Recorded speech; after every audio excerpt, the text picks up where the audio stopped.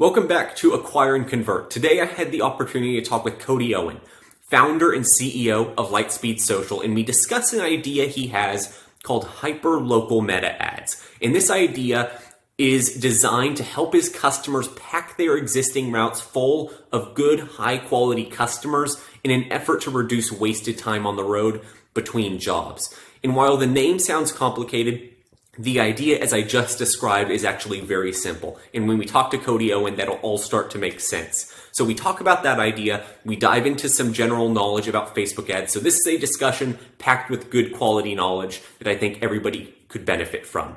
So if you have any questions for both of us, either me or Cody, his information will be in the description. So feel free to reach out to him if you have questions. And if you have questions for me, feel free to reach out to me through Acquire and Convert. We are both happy to help. So without further ado, let's jump into the conversation with Cody. So tell me about this thing that you've been working on. I talked to you on Facebook last week, and you mentioned this thing actually had a pretty cool name, hyper-local meta ads. What exactly is this thing? Tell me about it.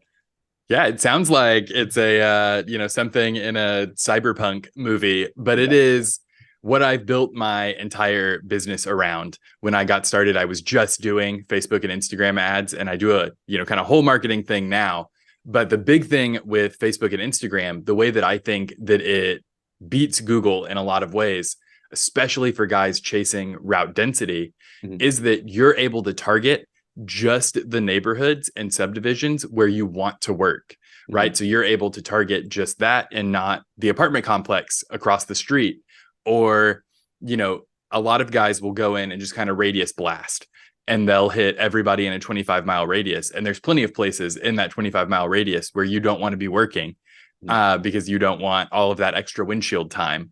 So the really, really cool thing about using a hyper-local marketing strategy for your digital ads is that it lets you sort of like have your marketing spend also work in a synergistic way with something that benefits the business, which is overall route efficiency. Yeah, that's really interesting. You don't hear a lot of people talking about that.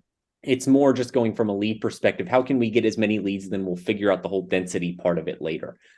So when you're setting up these ads, is there anything different than, we'll say, the typical local ad? How exactly are you targeting these niche neighborhoods through, say, meta ads or wherever you're running these ads?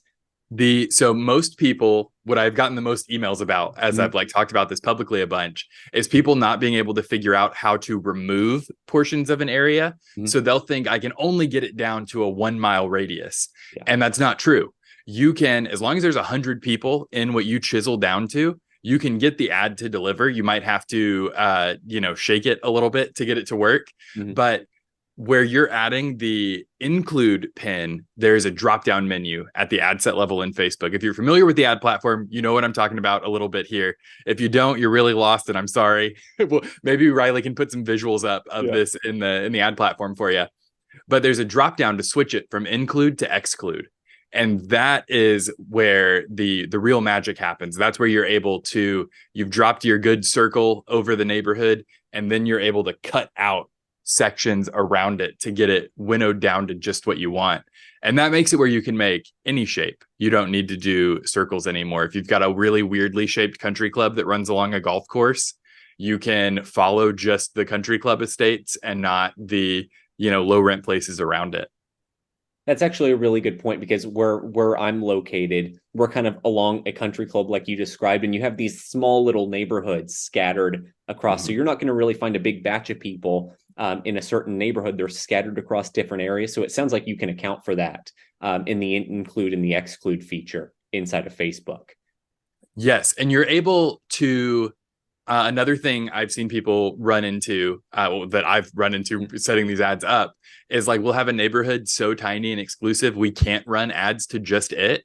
But if you grab another neighborhood in the market that's far enough away, you'll be able to just tack on these, 15, 20 people in this really fancy neighborhood to this other one, as long as they're far enough away that there's no overlap of your exclude circles. And so that, like, just learning all of these little tricks after I've done it for, I'm going on 4 years doing this full time. It's you start to find like there's a lot of ways to force Facebook to do what you want, and it's more labor, right? Like that's the thing, is that if you're working on it for your business, it's really easy to dedicate the time. And if you're a little bit more of a bespoke marketing agency like I'm running, you're able to dedicate that extra time. Yeah, this is where it's nice to have somebody that knows what they're talking about and knows how the things work, because like some of this thing, like you mentioned, some of this stuff is going to go right over somebody's head. And that's where it's nice to have somebody who knows what they're doing. They can just get in there and set this stuff up themselves. Now I have to imagine when you're picking individual neighborhoods and you're doing some of this hyper local stuff, your audience is naturally pretty small. Mhm. This may be more related to PPC, I'm not sure, but does this impact the cost of the ads that you're running? Do you see a higher cost per impression when you're running on a small audience? No, not Okay. necessarily, because because Facebook is impression based, it's you're only paying when they see it, and Mhm. you're always paying when they see it. So on the Google side, you might end up in a situation where for a really low volume search word, you're paying through the nose to get that one view of it. In this case, we're still competing with other advertisers because these people are getting targeted because they're interested in golf, they're interested in, whatever brand of car, all of that sort of thing. So it's all competitive. So Mhm. but it's low intent, right? Because no one's getting on Facebook to find their new lawn care guy. Mhm. Uh, Yeah, that makes sense. Sometimes, the payment process sometimes gets a little confused, and I just wanted to clarify that I didn't know if the size of the audience had an impact there. Um, when you're running these ads, are you, let's talk about the kind of the content, the copy, the yeah, imagery. Are you running ads, or are your ads more targeted to that local area? Do you find that that resonates better when you're doing this hyper local scenario where you're referencing local landmarks and kind of the general geography? I've tested that out with Mhm. some clients, and I have not seen a measurable impact on it where it feels worth it to do. Okay. I think if you have the benefit on Facebook where if someone sees a local business on Facebook, it just feels like a small business to Mhm. them in a way that a mailer can feel really impersonal. And so I think on the mailer side, and I don't do mailers, so this is my feeling about it, not my hard data. But my feeling is that getting high school mascots on mailers and stuff is going to have more of an impact for you than getting it on your Facebook ads. Okay. Okay. So, as They you've just been feel running, different. yeah. I feel like there's a lot of, kind of in the detail, kind of nitty gritty stuff that we could dive into here. Especially when you just get into split testing, what performs better. I think there's probably some things that you could discover there, just in general. Mm. But yeah, as you've been running this stuff and you've been working with the companies that you've been working with, how has this been performing so far? Have you seen a difference in performance compared to, we'll say, the typical local ad in your hyper local strategy? The thing that I really like about it is that I know that any lead that comes in through these ads Mhm. is in their service area and is someone they wanted to talk to.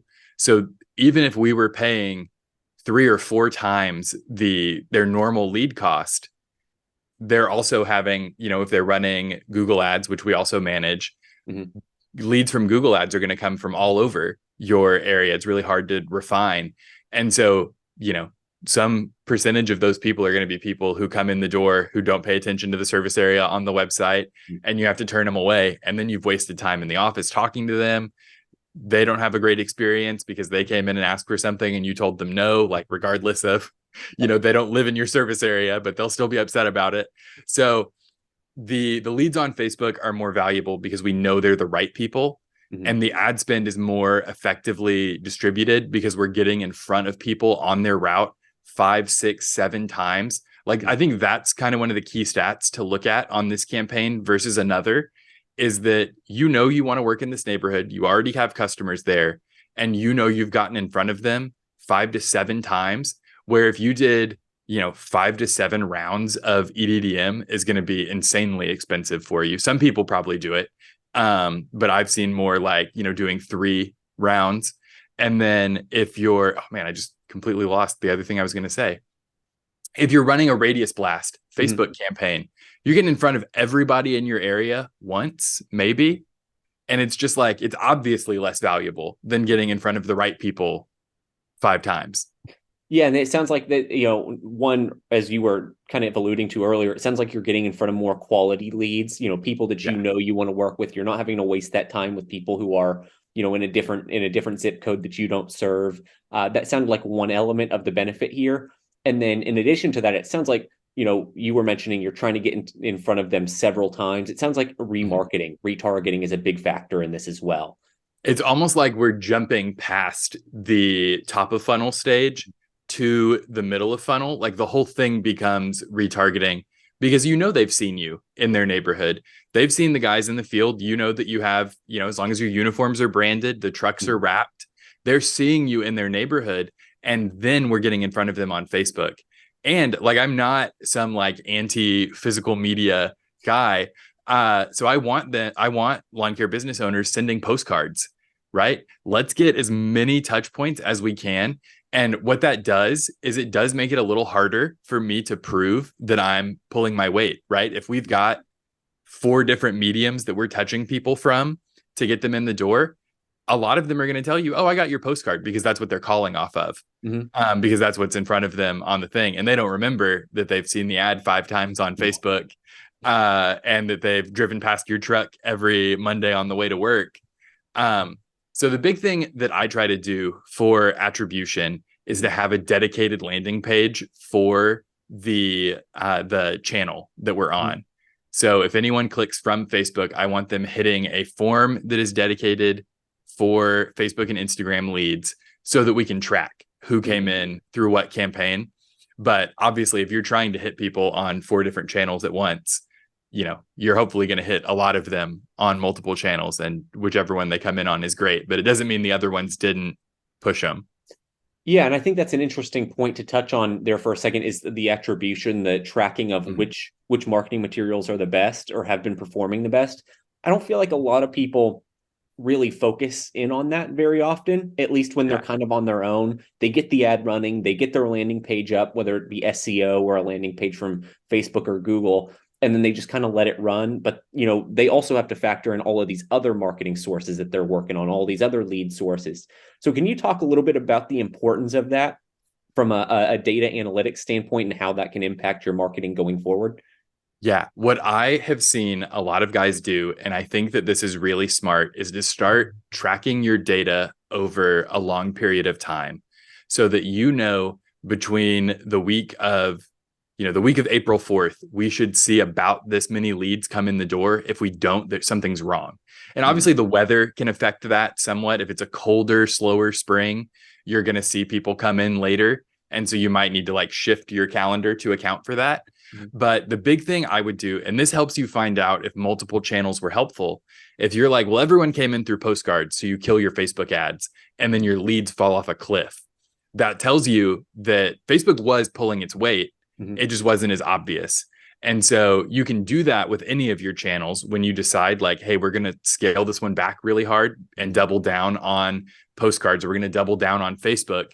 We want to then compare that to when everything was running, and try to change things as often as you can. Is not what I'm trying to say. Try to change things where you're only moving one variable at a time.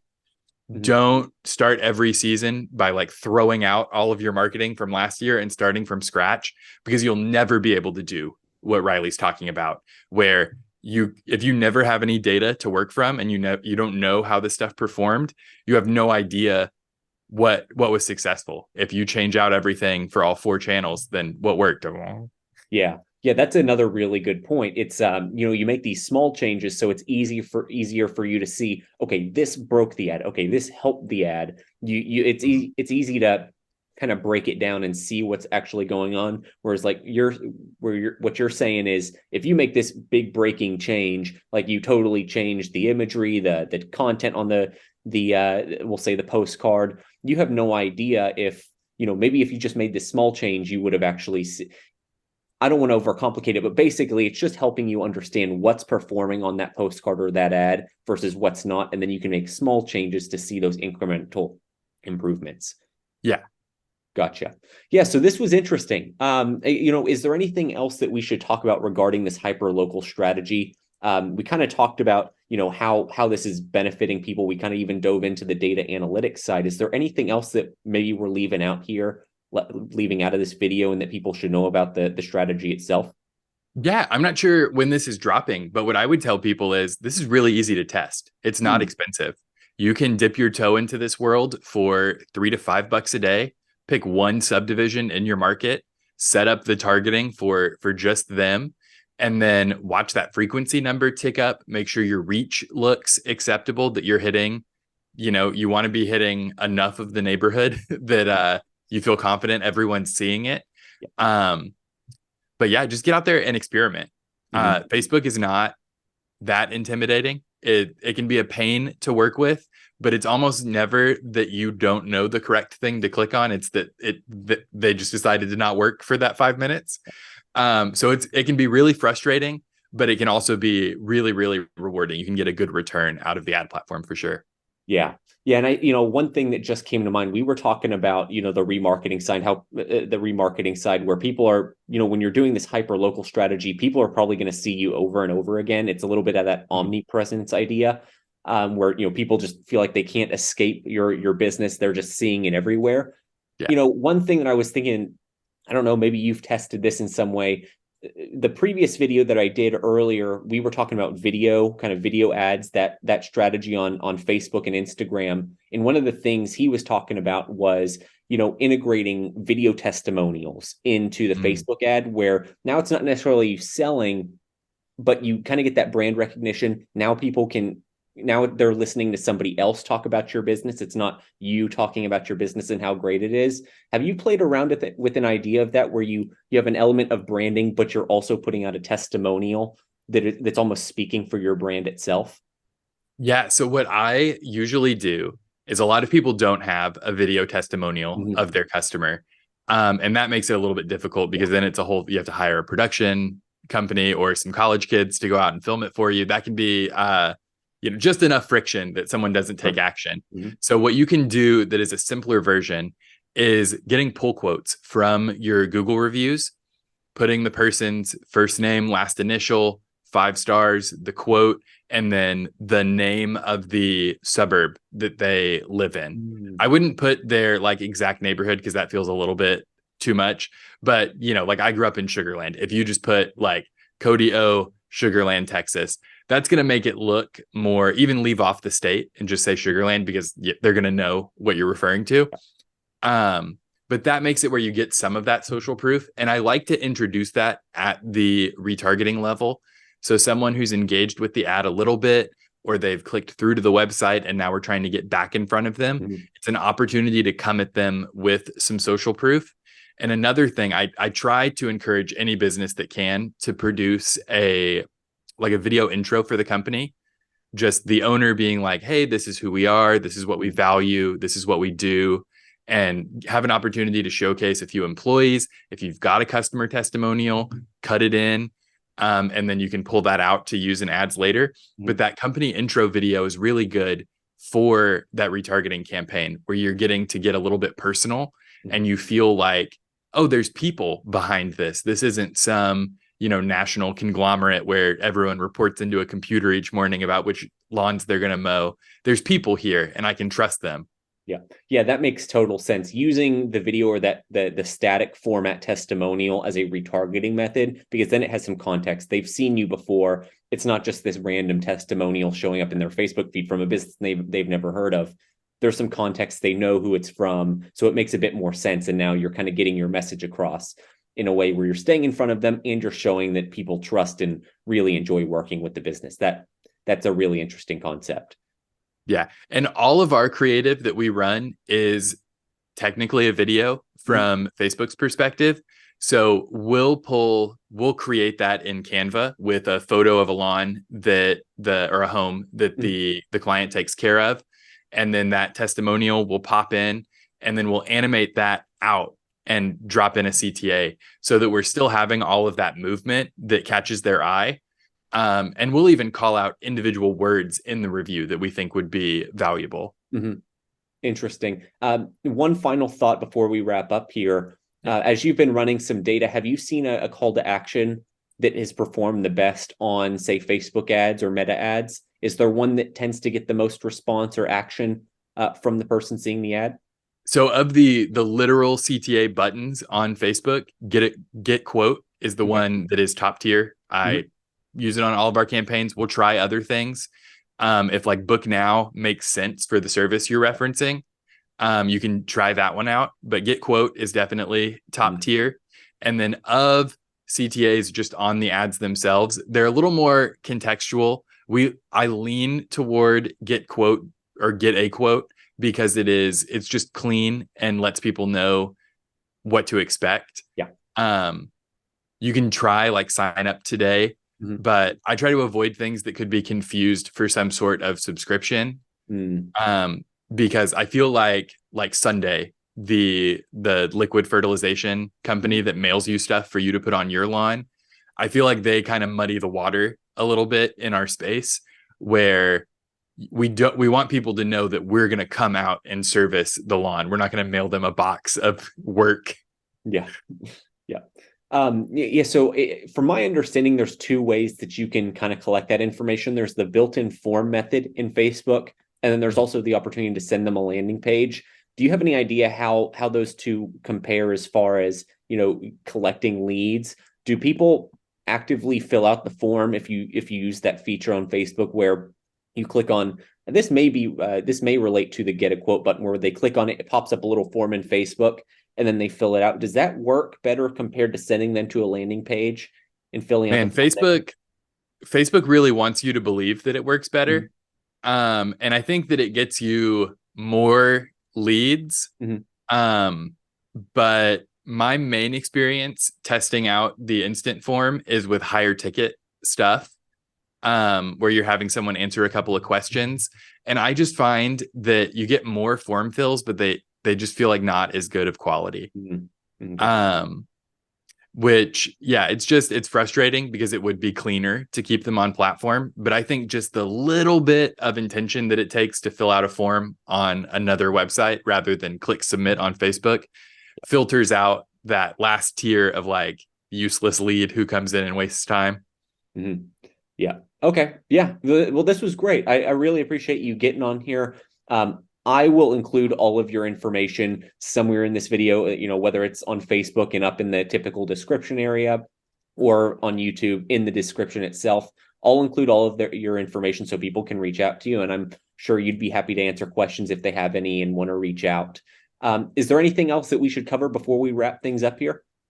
No, man, I think that's a lot for people to process and work on. Those were good questions. I do a lot of these podcasts and it's nice to get asked specific questions that are like, oh, Riley's used the platform, so he knows questions to ask. Yep. And I'm sure we'll reconnect at some point and do another one of these when you have some more, some other marketing strategies and conversion tactics that you want to talk about. Yeah. This is the place for it. So I'm sure we'll reconnect in the future. Sweet, man. Thanks for having me. Yeah, thank you. Alrighty. See ya.